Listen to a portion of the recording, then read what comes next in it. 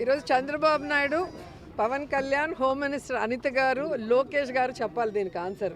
11 సీట్లు కడప ఎమ్మెల్యే అని కిండల్ చేసిన వీళ్ళకి జగనన్న జిల్లాల పర్యటన వస్తే ఎందుకు తడిసిపోతుంది, ఎందుకు ఆంక్షలు పెడుతున్నారు?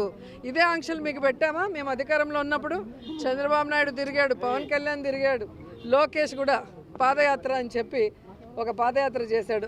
అది ఎవరు కూడా చూడని పాదయాత్ర. ఎప్పుడైనా ఆంక్షలు పెట్టామా?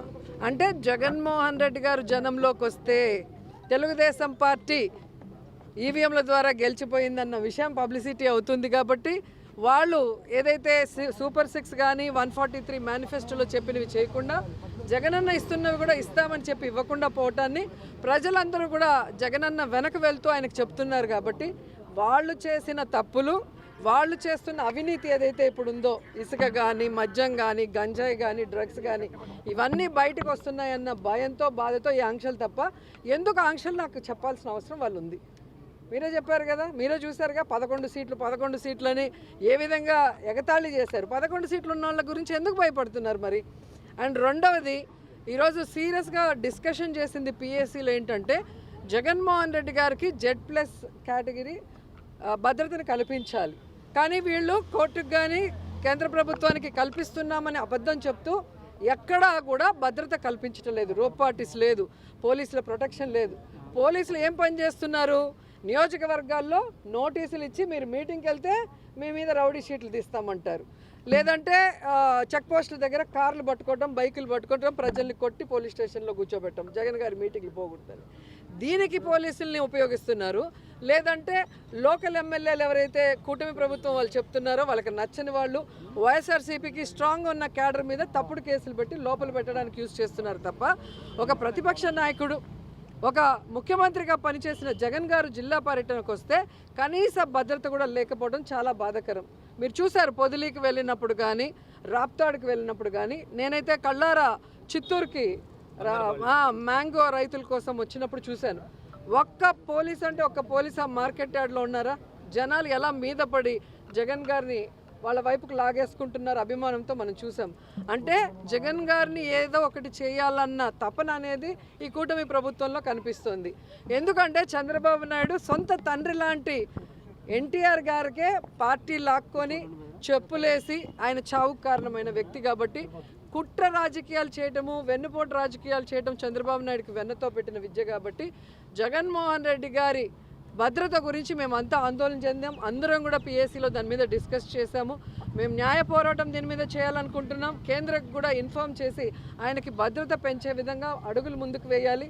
అలాగే పార్టీ నుంచి ప్రతి జిల్లాలో నుంచి మరి జగన్ గారికి భద్రత కల్పించే విధంగా మేము ముందుకు వెళ్ళాలనుకుంటున్నాం.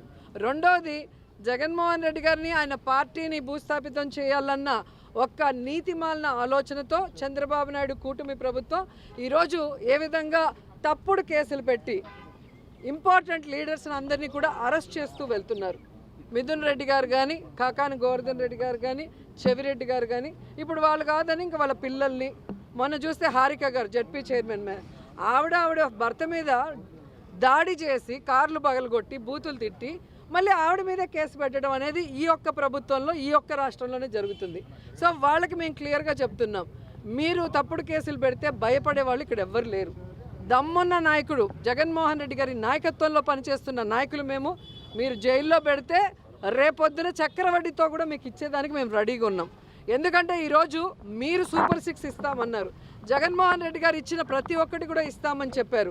ఇవి కాక మేనిఫెస్టోలో 143 ఐటమ్స్ పెట్టి ఒక్కటి కూడా చేయకుండా ఈరోజు ప్రజల్ని డైవర్ట్ చేసేదానికి ఈరోజు ఈ విధంగా తప్పుడు కేసులు పెడుతున్నారు అనేది ప్రజల్లోకి వెళ్తోంది. Manifesto, recalling manifesto Chandrababu Naidu కార్యక్రమం ద్వారా వెళ్తోంది. ఎందుకంటే ఈరోజు లిక్కర్కి మిథున్ రెడ్డికి ఏం సంబంధం అండి? లిక్కర్కి చెవిరెడ్డి గారికి ఏం సంబంధం అండి? లిక్కర్కి ఇంకొకరికి ఏం సంబంధం అండి? ప్రభుత్వం అమ్మిన మందుకి ఎవరైనా కమిషన్లు ఇస్తారా? ప్రైవేట్ వాళ్ళు అమ్మిన మందుకి కమిషన్లు ఇస్తారా? ఈరోజు బెల్ట్ షాపులు రిమూవ్ చేశారు, ఎక్కడ పర్మిట్ రూములు ఇవ్వలేదు, ఎక్కడ కూడా ఒక్క డిస్టిలరీకి కూడా జగన్మోహన్ రెడ్డి గారు పర్మిషన్ ఇవ్వకపోతే ఎక్కడి నుంచి లిక్కర్ మాఫియా జరిగింది, ఎక్కడి నుంచి లిక్కర్ స్కామ్ జరిగిందో చెప్పాలి. ఈరోజు నేను ఒకటే సూటిగా అడుగుతున్నా, లిక్కర్లు ఏవైతే ఈరోజు ఉన్నాయో ఆ డిస్టిలరీలు అన్నిటికీ ఎవరు పర్మిషన్ ఇచ్చారో ఒకసారి మీరు వెరిఫై చేయండి. జీవోలు అన్నీ చంద్రబాబు నాయుడు గతంలో ఇచ్చినవే, ఒకటి కూడా జగన్ గారు ఇచ్చింది కాదు. ఆ డిస్టిలరీలో నుంచి ఈరోజు స్కామ్ జరిగింది అంటే, నాసిరకం మందు ఇచ్చినారంటే వాళ్ళ మీద ఎందుకు కేసులు పెట్టలేదు? ఆ డిస్టిలరీని ఎందుకు మూసేయలేదు? వాళ్ళ మీద ఎందుకు ఎంక్వైరీ చేయలేదని నేను అడుగుతున్నా. సిగ్గు లేకుండా చంద్రబాబు నాయుడు కూటమి ప్రభుత్వం మళ్ళీ అదే డిస్టిలరీలకి ఎందుకు వాళ్ళు ఆర్డర్లు ఇస్తున్నారు? నాసిరకం అని చెప్పిన బ్రాండ్లని ఎందుకు మళ్ళీ వాళ్ళ దగ్గర కొని అవే ఎందుకు ఈరోజు వైన్ షాపుల్లో అమ్ముతున్నారు, బెల్ట్ షాపుల్లో అమ్ముతున్నారు, పర్మిట్ రూములు ఇచ్చి అమ్ముతున్నారని నేను అడుగుతున్నాను. ప్రజల జీవితాలు నాశనం చేసే విధంగా మీరు మళ్ళీ 43,000కు పైగా బెల్ట్ షాపులను ఓపెన్ చేయించారు. మళ్ళీ లిక్కర్ షాపులు, ప్రతి షాపు ముందు కూడా ఈరోజు అమ్మకాలు ఏ విధంగా కూర్చొని తాగి తందనాలు ఆడే విధంగా మీరు వీడియోలు మీ ఛానల్లోనే చూసుకుంటున్నారు.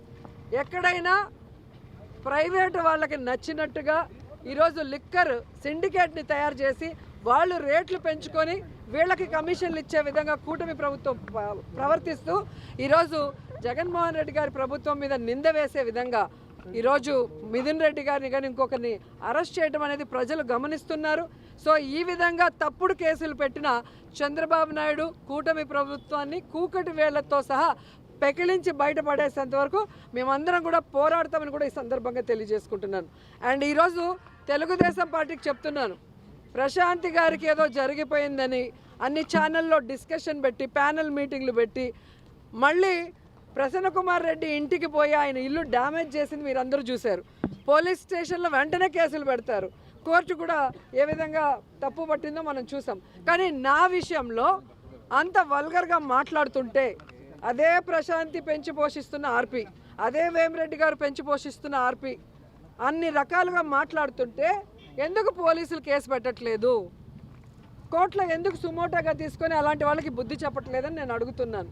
ఈరోజు నా నియోజకవర్గంలో భానుప్రకాష్ అనేవాడు తండ్రి పేరు చెప్పుకొని రాజకీయాల్లోకి వచ్చాడు. మేము కష్టపడి పైకి వచ్చిన వాళ్ళు. అలాంటి వాడితో కూడా లోకేష్ గారు నన్ను ఈరోజు మాట్లాడిస్తున్నారు. మరి దీని గురించి ఎందుకు ఏ ఛానల్లో కూడా ప్యానల్ డిస్కషన్ చేయట్లేదు? మేధావులు విశ్లేషకులు ఎందుకు కూర్చోవట్లేదు? అంటే మీ పార్టీలో ఉంటే వాళ్ళు మంచోళ్ళు, పక్క పార్టీలో ఉంటే వాళ్ళు చెడ్డోళ్ళు. ఇదే ప్రశాంతి వైసీపీ నుంచే కదా వచ్చింది. మరి ఆవిడ కోసం అంత ఆరాటపడిన వాళ్ళు ఈరోజు హారిక గారికి ఒకటి జరిగినా నాకు ఒకటి జరిగినా ఎందుకు పట్టించుకోవట్లేదు? మేము మహిళలు కాదా? మాకు మనోభావాలు లేదా? మా ఫ్యామిలీలు బాధపడవా? కాబట్టి ఈరోజు అధికారం ఉంది కదా అని ఎగిరెగిరి పడితే రాబోయే కాలంలో జగనన్న ముఖ్యమంత్రి అయిన తర్వాత ఎగిరెగిరి పడిన వాళ్ళని ఎగరేసి తంతామని కూడా ఈ సందర్భంగా తెలియజేసుకుంటున్నాం.